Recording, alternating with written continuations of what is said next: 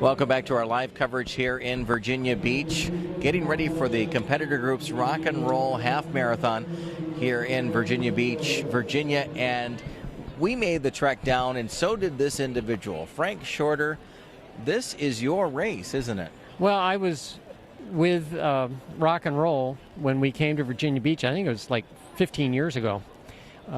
They were looking for an event around Labor Day. They wanted a marathon. Fortunately, we were able to convince them that you don't want a marathon in Virginia on Labor Day. No. And so they decided to take a risk, which they did, and they deserved the reward because they agreed to become the first freestanding, standalone half marathon on anyone's circuit anywhere in the world. Wow. This was the first place where people would travel from outside the community with a specific intent of running a half marathon as opposed to a marathon. And now it's the model. Yeah, now it's but now it's the model around. That's the standard distance now. Mm-hmm. The other interesting thing about Virginia Beach and this race is it became an integral part of the fundraising that became part of what some people call the second wave of the running boom. Some people describe my winning in Munich and then sticking around for Montreal in '76 in the Olympics to sort of add momentum to a social change in America. I think it didn't hurt that there was a study in Harvard, a little history study at Harvard called the Framingham Study, which was really the first longitudinal study of exercise and health. Mm-hmm. The first results were starting to come in. The minimum standards were there. That was there. Ken Cooper, who invented the term aerobics, was doing his research in Dallas. Exercise physiology was just being born as a science. And so together, I think there was that interest, and there was this first wave. Then in the 1990s, the late 1990s, when the competitor group, the first rock and roll marathon in San Diego, they also decided to link it up with fundraising. That race, I think, raised $3 million for, I won't mention, all the charities are great, but it was the first multi-million-dollar fundraising effort in any sport. Mm-hmm. And the light went on in a lot of people's heads. And so that produced what I would call the second wave of runners, which is those who run for other people and other reasons. And the half marathon, for example, and the 5,000 meters they're going to have here in Virginia Beach, they become the reason to train to do it. But really the primary reason to even consider it is something else, to raise money for research. Would you think that the numbers, the way they are now, especially as strong as the half marathon is, would it be where we are and where we see it now without that charity element? Oh, I think it. Well, I don't think you can make those kind of questions.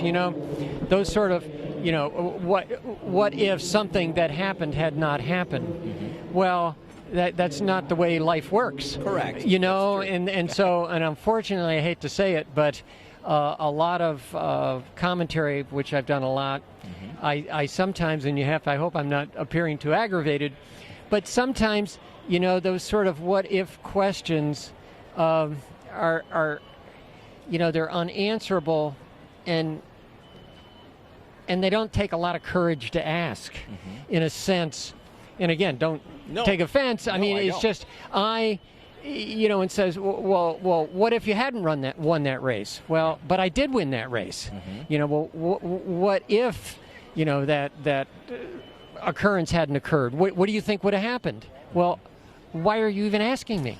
Sorry. No, that's a good point. Because I think, the point being, it's all part of a social phenomena. And I think, and again, I'm not being facetious and I'm not being cynical here. The point is, I was so lucky to be involved in this right from the start. And it wasn't a planned thing. No. Correct. And the second wave of the running boom was not planned. Okay. And that's the point. It's continuing on. And so maybe I just take a little umbrage when a question is asked. I hope you're getting my drift here. I am. They're saying, well, don't you, as you operate in this, try to predict what's going to happen so that you can take advantage of that prediction? Mm-hmm. And that's not the way I do it. No. I wait to see what happens and, in a sense, ride the wave. And you're a very low profile, low key individual. You talked to me a little bit before we went on the air, is that you don't need a lot of excitement in your life or a lot of exposure. I mean, events like this where, you know, you have a few people around asking you questions about your history, or at least about sort of your expectations for them coming into the race. That's kind of joy for you, isn't it? Well, I like looking to see the talent, say, of the elite field, and see the way I would view the elite field here. There are probably at least 5 runners, men and women, who could possibly win. 3 are going to have a good day. Maybe 2 will have a good day. Let's see who those 2 are. And so you can have a group. But the other thing, again, when you get into the predictions, why I've never done them, is, you know, when you're right, you crow about it. When you're wrong, you shut up and everybody forgets. That's true. Okay, and again, I just don't play that game. Yeah, I agree. So let's talk about the course a little bit. Let's stay with some safe questions as we go, and everybody knows, and if they don't know, your history about being. You see, I haven't read the Missouri School of Journalism 101 book on questions. Okay, I'm sorry. No, it's all right. Okay, but obviously. You won a gold medal, you won a silver medal a few years later. You have this experience running 10,000 meters, long distance races. You developed this half marathon course, and it still is sticking. And there's something about it. Well, this course, the great thing about it is it shows all features of the area, and all you have to do is go see how long you can run in a straight line along a boardwalk without going mad, and you'll realize you couldn't do that for the whole half marathon. So it's integrated into the course at the proper times, at the front, at the finish. Then it weaves around south, goes through Camp Pendleton, which is wonderful. You get as much shade as you can get. And you get the idea that this private Army base is opened up to you. You know, how often do people get that kind of experience? They're opening their doors. Come on in and visit. And so, again, it adds to that sense of community. It also runs through the neighborhoods and lends itself very well to the neighborhood competition that they have at the water stations. This race in Virginia Beach, I think of all the rock and roll races, is the most competitive on the neighborhood water stations. That's good to hear. What about... was it challenging to establish this course initially? Obviously, No. You had to work with a base. No, yeah, that was never a problem. Okay. Because it's just like any other endeavor. I don't think we lucked out. I think the commander of these bases. I went to Iraq and did events in 2009 on several of the bases in Iraq, and to a place. The commanders want this. They want their men to have this kind of experience, and so it wasn't a problem in Iraq. It's not a problem here. I think, again, people misunderstand sort of what goes on, say, on a military base in terms of the chain of command. Or to put it simply, if the man on top wants it, it goes. That's and true. Generally, I haven't met a commander who wouldn't want this to happen. The competitor series in general, there's been some growth. There's been some struggle here and there. Obviously, the elite cash that was there for the elite runners and then pulled back and now is out there again. What sort of feelings do you have about the growth or how fast competitor has grown this series? Oh, I think they did it very, very carefully, because I was, there from the start. And generally the rule, and most likely still is, because I'm not involved in the startup of the events anymore. But at the start, you did this a year in advance. It was at least a year. And you were very careful, and what you also did, you went into the community and didn't alienate the running community, the running business community, the local convention visitors bureau, and the government. Invariably, early on, and it's still the case, competitor and rock and roll are told, I get this feedback all the time, and I think people tell me because they know I'm not sort of in the corporate world. I'm really an independent contractor. They say, you're the best people we deal with all year. And when people start offering that kind of information, you know they're doing it right. It's great to hear. You're going to be at the start area coming up on Sunday. Are you doing anything tomorrow? I will do things at the expo here. Okay. I do an individual presentation at 11 o'clock, and then at 4 o'clock, Jim Ryan and I are a panel of 2.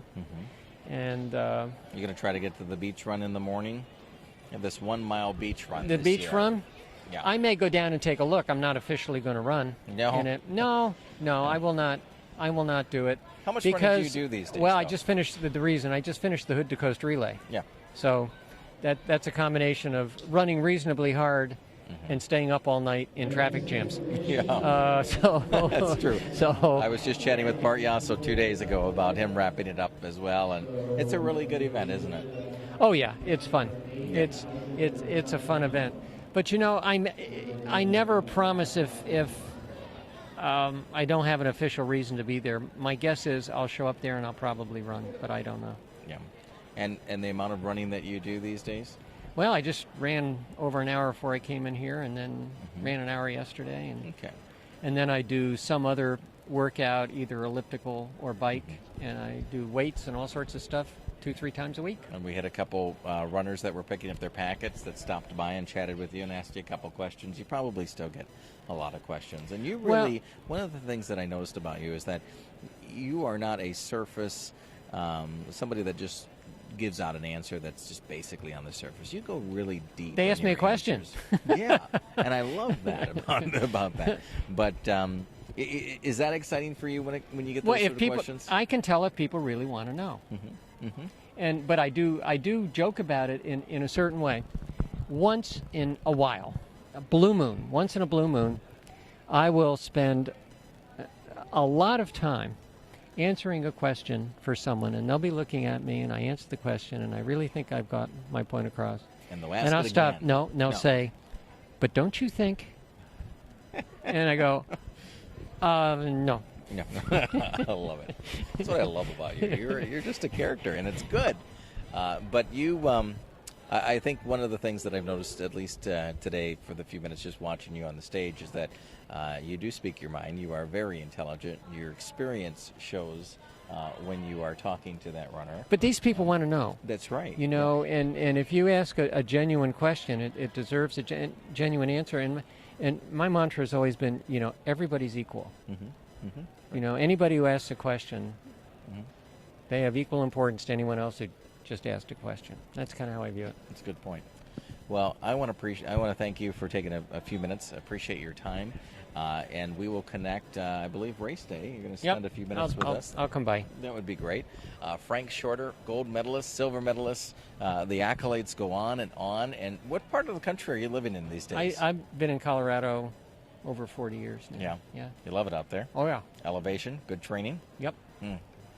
Any other races in the future for you? No, I don't race anymore. I was at I was at the Falmouth Road race 2 weeks ago with Joni and Bill. Joni, Benoit Sam was on my left, Bill was on the right, and someone asked, "Well, you're going to run? You going to run in the race?" And I said, "Look, I'm jogging, Bill's running, Joni's racing." I love it. That's where we are. No, that's fantastic. Frank Shorter, thanks for taking a few minutes with us today here on Pace Per Mile. Best way for people to find out more about you, if they really don't, because we do have some young runners out there.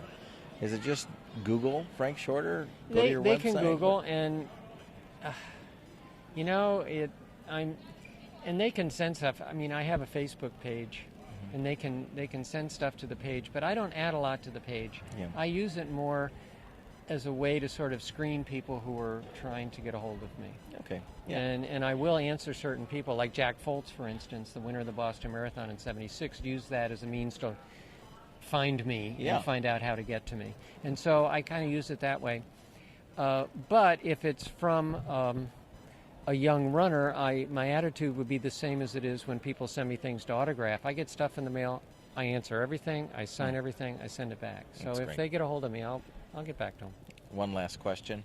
Did you ever think, and I know it's one of those did you questions, but did you ever think that the series here in Virginia, across the U.S., would be this great? You know, the way I can answer that is the fellow who founded this series, and Tracy Sunland, who is someone else, but there was a guy named Tim Murphy, and Tim Murphy had the concept, and I was there when he presented it really to me and Tracy, and the idea was written down on a napkin at a restaurant south of Carlsbad, and that's where it all got started.